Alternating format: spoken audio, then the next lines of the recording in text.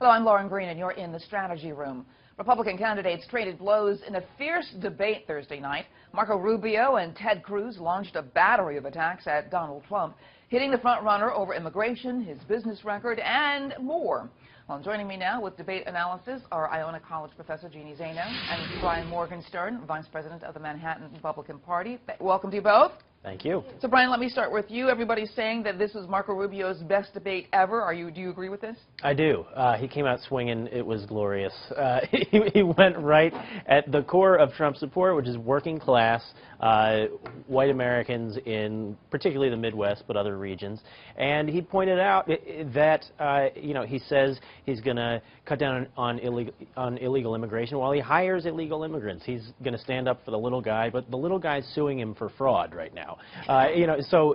Really coming after him, and I think it was needed to shake up the race a little bit because everybody had laid off Trump for so long because there was this assumption that had been challenged really by Nevada, but other polls as well, this assumption that if it's Trump and then somebody else will win.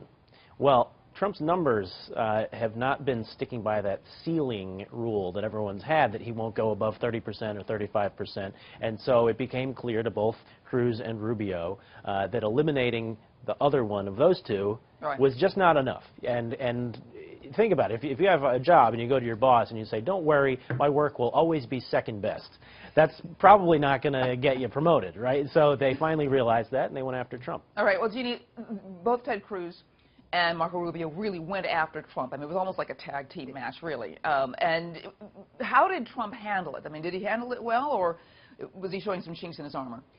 He showed some chinks in his armor, but I don't think it was his worst debate. And, I do think, the question now is, was it too little, too late? I agree that Rubio had a very, very strong night. I didn't think Cruz had as strong of a night as he needed to. But Donald Trump did hold his own, and I think the question now is, Super Tuesday is a huge day in terms of the number of delegates. If Marco Rubio cannot pick up a win in one of those 11 states, I don't know how he's going to make the case going forward. If you think about it, we've never elected a nominee to the Republican Party who's gone 0 for 15, not even 0 for 4. And so the question I really think is, was it enough or was it too little, too late? And we don't know the answer to that yet, but you look at the polls, and if you can trust what the polls are saying, there are very few places in that 11 where he can come up with a win. He may be able to pick up delegates, and that's important, but I don't know if he can come up with a win, and I think that's going to be a big problem because then you've put yourself onto March 15th, March 8th, March 15th. Right. Is it going to be too late? I mean, it is getting late at this point. Well, speaking of late, you've got John Kasich and Ben Carson, who were both on the set last night, on the scene last night, but they were almost invisible. John Kasich evoked Reagan and George H.W. Bush. He focused mainly on policies. Was that a good strategy for him? I think it was tone deaf to the tenor of this campaign and how it's working and how Americans are clamoring for reassurance that that we're going to be a world leader and that we're going to be the economic leader and military leader of the world. And wonky policy talk, while I appreciate it, certainly, but it's out of touch with the electorate, and elections are not about candidates, they're about voters. So. All right. So Jeanne, but Ben Carson, he was on the stage, almost, again, seemingly invisible. And he was very frustrated. At one point he said, could somebody attack me, please? Just your reaction to that. I mean, he's really calling out the fact that nobody's paying attention to him. Yeah, nobody was paying attention. And when you said he was on the stage, I had to think oh, yes, he was. He was on the stage.